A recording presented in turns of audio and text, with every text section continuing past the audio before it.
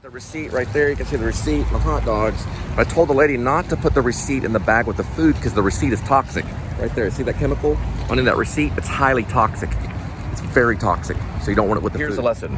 When the credit card companies call you to ask for their money back, ask them to put you on a do not call list. Now, on the do not call list, if they fail to follow the do not call list, then they owe you thousands of dollars a day. That goes for any credit card company. So when they call you, just say, put me on your do not call list.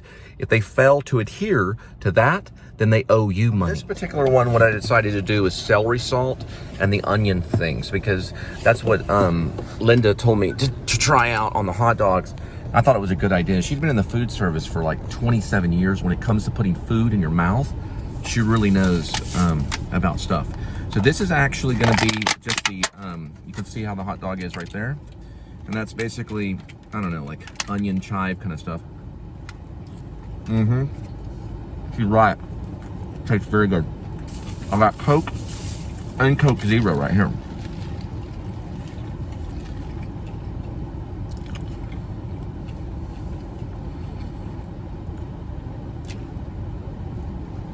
That one was pretty good, and I'll tell you about the next one too.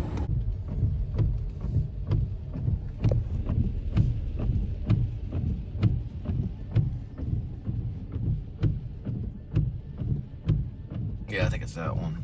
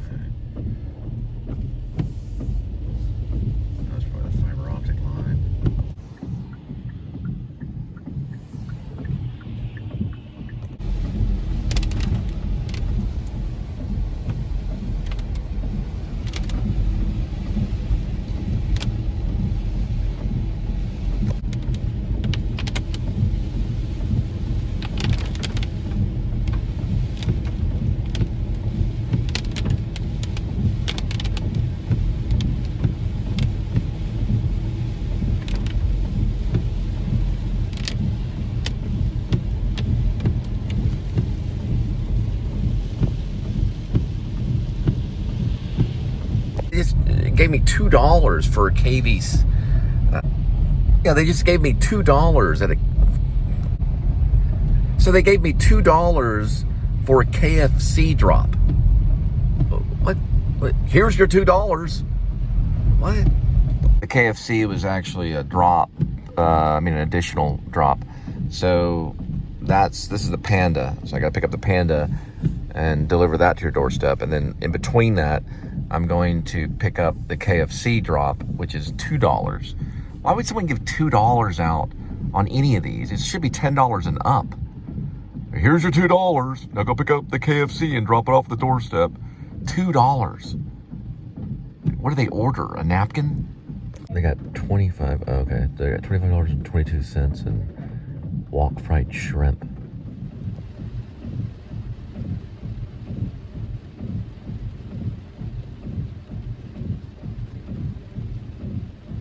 Know this, but Panda actually does a thing called pandacares.org. It's 100% of your donation supports and understands youth and health and education. That's pretty cool.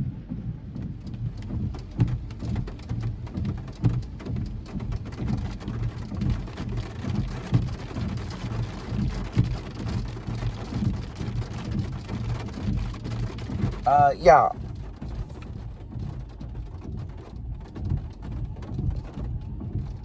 Yeah, Nelson.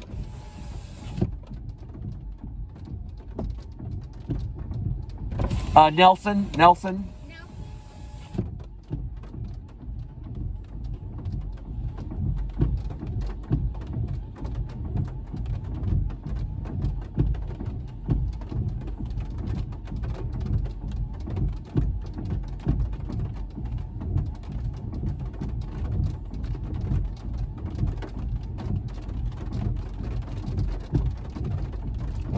I don't know, it would take them more than 30 seconds to just grab the bag. I mean, Maybe she's taking a break or something, or shouldn't take them longer than 30 seconds. I'm at the drive-thru. That's why I study these things. I'm trying to figure out. Oh, there it is. Okay. Under Nelson? Yeah, I got it. Okay. Then you got the drink? It doesn't have to do Okay, good. Thank you.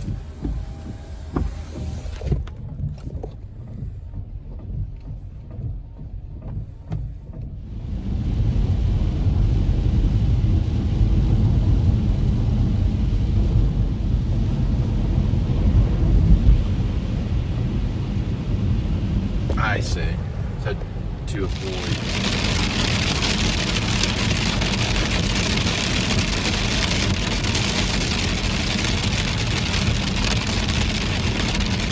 Now the tricky thing about this is that you don't want to get too far out in the residential areas.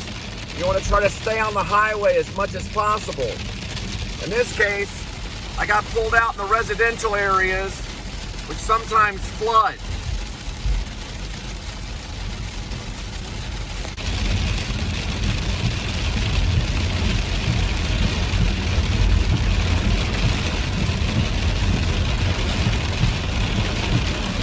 You'll never get any water that's more than a couple of inches deep. So nothing more than 2 inches deep. Be very, very detrimental.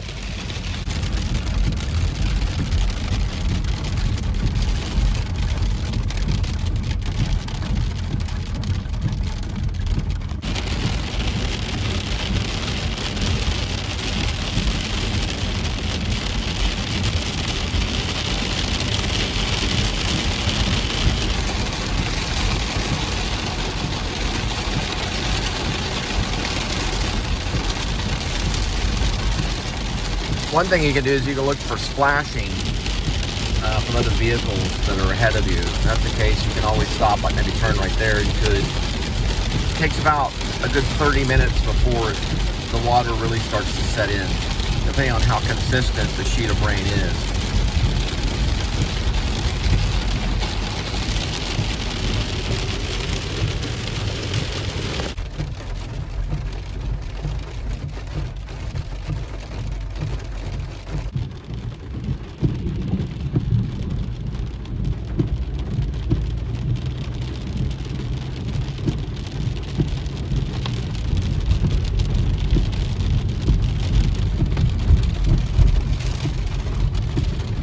Right, remember guys, this KFC order is only $2.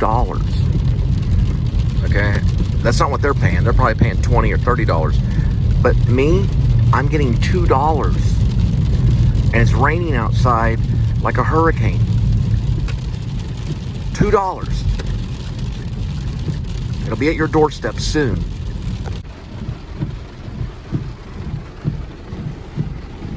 $2. Here's your $2.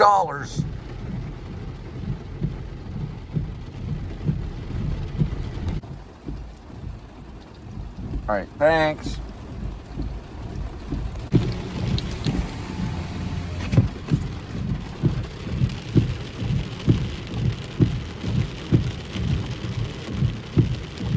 $2 on this KFC order is Khalil. Isn't that kind of sound a little bit like Superman's name a little bit? Or someone that Superman knew? Or was it Superman? Superman had a weird name. I know Cologne was in there somewhere. Or something like that. Did Superman have a weird name? Or his dad or a relative? Because he was an alien from some distant planet. It was like Cologne. Marlon Brando was in that. The one with Christopher Reeve. Yeah, the one with Christopher Reeve. Marlon Brando was in that. He actually played the father from the distant family. It's like, Superman, go out there, give them an offer that you cannot refuse. Or give them an offer that they can't refuse. Yeah, that's how it was. So on Superman, Jor-El was the name Marlon Brando. I mean, that was Marlon Brando played Jor-El, which was the father of Superman, or a relative, or something like that, a father figure of Superman, a distant planet. And Superman, it only says Superman Clark Kent, so it doesn't give Superman's real name, because Superman had a real name. It was like cologne or something weird like that. But in the actual description on Internet Movie Database, they say Clark Kent, which was not his real name. Superman was kind of a slang name. That was a name that the metropolitan area that he flew around, whatever it was, Metropolis, whatever. One Metropolis, so I forgot the name of it. There was a name of the place he flew around. It was a metropolis. It was like a downtown area that he flew around. Well, anyway, Clark Kent was his like work name. That was a name that he told people he was, or at school. That was also his family name. Well, not his family name, but it was his adopted family name. It was an adopted name. And Superman, this name Superman was slang. It was a slang name. He had a real name, but it was not Clark Kent. So they don't show it on Internet Movie Database. So believe it or not, we go all the way full circle, and Superman's real name actually was Kal-El, which is this guy's name that I'm dropping off his food from Kentucky Fried Chicken. I'm at KFC, or what's known as Kentucky Fried Chicken. I'll be dropping off, oh my gosh, that was a big splash. Yeah, a big truck came through. Huge splash. Lots of rain outside. I just completely missed that shot. But anyway, I saw it, so that was an important part. And I'm telling you about it. It was a huge splash. It's probably more exciting that I tell you about it than you actually see it. But Kal-El was the name of Superman, the real name. It wasn't Clark Kent. That was an adopted name. He had a real name, a real family from a distant planet far away.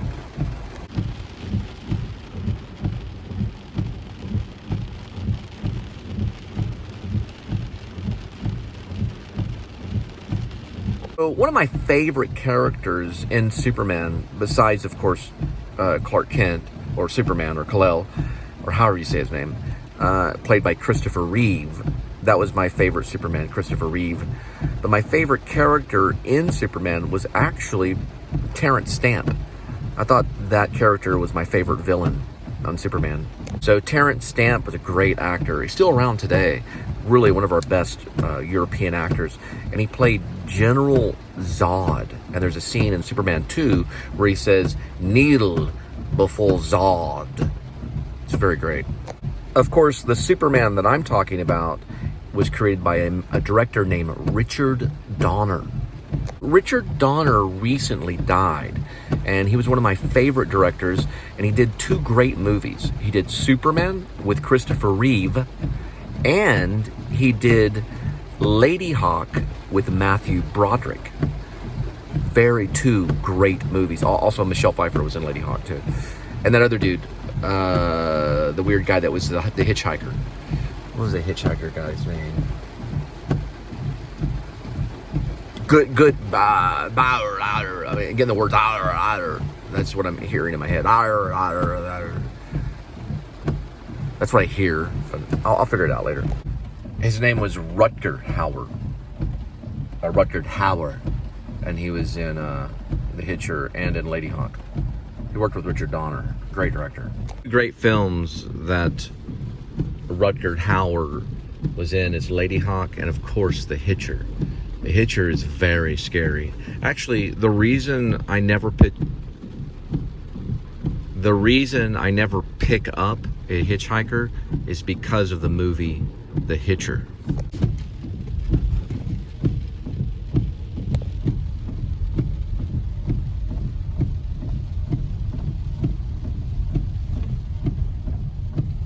Also, I thought Gene Hackman played one of the best villains, too.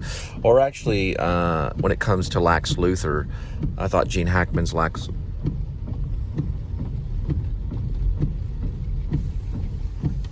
Where the heck am I, anyway?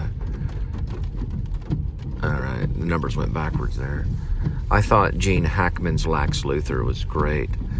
But Christopher Reeve is my favorite Superman. By far, he was one of the greatest. He was also a very tall man. They said it was difficult to work with him because he was so tall, compared to the smaller actors. But that's what they said. I don't know if it's true or not.